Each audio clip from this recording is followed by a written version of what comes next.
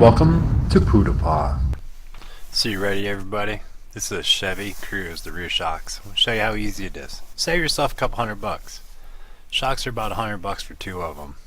It's how simple. See that bolt right there on the right, on the left, on the right and the left? Take those two out. That little boot right there on the bottom in the middle, that's the shock boot. You just pull that down a little bit to get it out of that bracket. But you loosen that nut, well, that bolt, and the other bolt, and that comes out.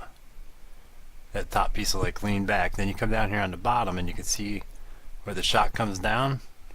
There's one bolt there. That's it. You take that out. You come up here, jack this up about, I'd say 4 inches. You don't even have to jack your tire off. Come in here, take those two bolts out. That bracket will like kind of push down pretty easy and lean out.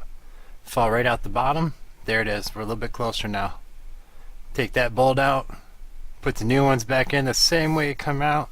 Save yourself a couple $100 on any vehicle that looks like that. It's pretty much basically the same idea.